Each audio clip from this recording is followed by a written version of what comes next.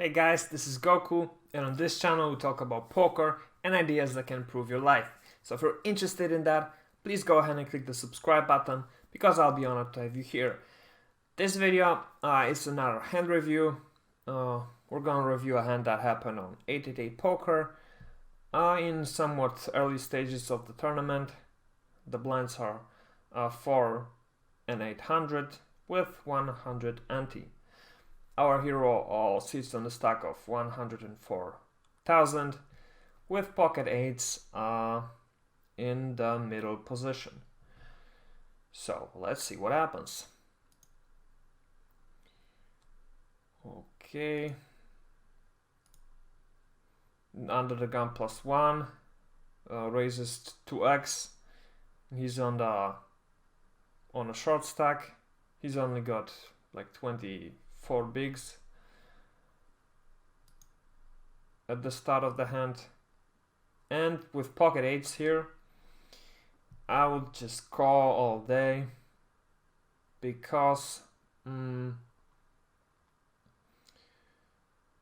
because we really don't. I mean, sure, sometimes we can 3-bet here, but I would much rather prefer 3-betting with from later positions, and also with a stronger hand here, or with a better semi-bluff hand like ace-5 suited. Yeah, so I would mostly call here, but from time to time you can mix in a 3-bet, I guess. But if you get 4-bet, I guess you gotta fold, unless it's a 4-bet from the short stack. For sure you're willing to flip with him for the 24 bigs, especially that we're sitting on a pretty good stack, like 125 big blinds. So our hero calls, everyone folds to the big blind, who completes. So we see a 3-way flop with the with a king, with 2 kings and 4 with 2 spades, and the pot being just 6100, so like 8-ish big blinds. The villain checks, and the initial raiser bets a third of the pot. And yeah, what do we do here with pocket eights? I guess mostly I would lean towards calling, because that might also bring in the big blind.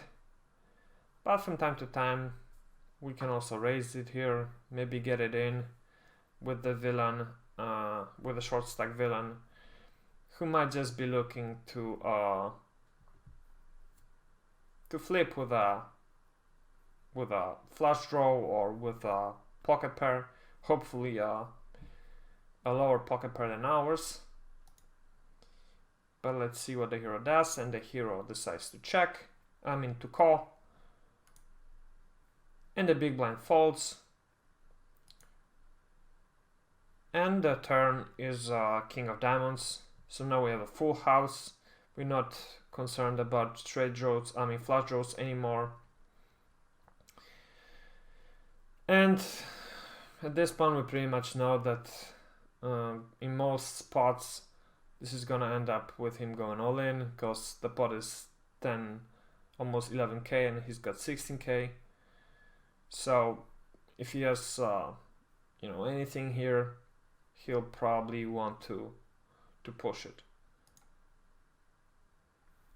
And he continues betting, so that really gives us a clear picture that he wants to go all in here. And I guess with pocket eights we want to go all in as well, because the pot is already 11k, and he's got like 16k behind. Like I said, he's got plenty of worse hands than ours. He's got 7s, 6s, 5s, pocket 4s, pocket 4s maybe not, maybe 5s also maybe not, who knows. He's short, so he might have all pocket pairs here. he's got a lot of aces. He's got ace king obviously, but he's got ace queens, ace jacks, ace tens. All of these hands he's willing to go all in here on this board. So with pocket eights, I would just put him all in, I guess, here. I'm not sure if there's any merit to just playing it slow and calling, because what if he then checks the river and doesn't call our bet? This is on the turn here, I think, is the perfect spot to just get all the money in and see what happens. So I wouldn't really like calling here. I would much rather just put them all in. Let's see what the hero does. And the hero actually just min raises, which is a bit weird, but who knows? It might cause some confusion in the villain's mind. Like, what are we min raising here with? And also, yeah, it at least forces him to put another 3,700 to the pot if he wants to play. But yeah, I don't really see any merit to doing this way. Probably it's just best to put them all in. But let's see what the villain does. The villain actually calls this, which is a little bit weird. At this point we might be thinking he's got the quads and just wants to play cool. But nevertheless, the river is deuce of hearts, and the villain actually checks to us, which is super weird. But he's short, so yeah, he might just be trying to save some chips with the ace queens, ace jacks type of hands. But like I said, we want to put him to a tough decision with those hands. We want to extract value from them. So we should just put them all in here. There are of course hands that beat us that he has, like higher pocket pairs and all the kings he might have here, which he just plays this super interesting way, like super sneaky way. But we have to put them all in, and our hero does put them all in. The villain calls, and let's see what he has. And he actually has pocket nines, so a better pair than ours. Just one rank better, but still better. So he ends up winning the pot.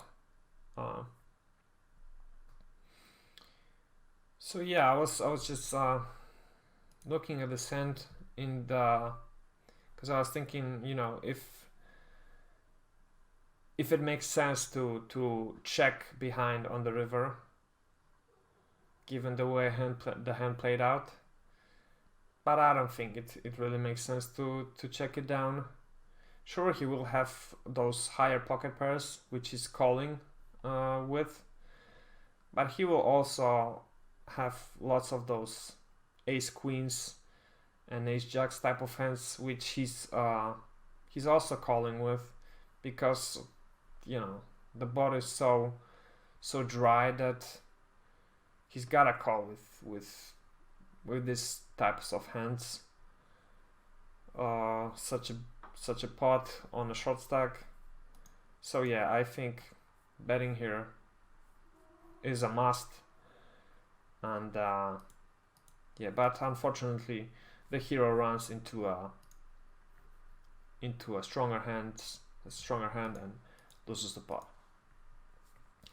Okay, that will be it for this hand.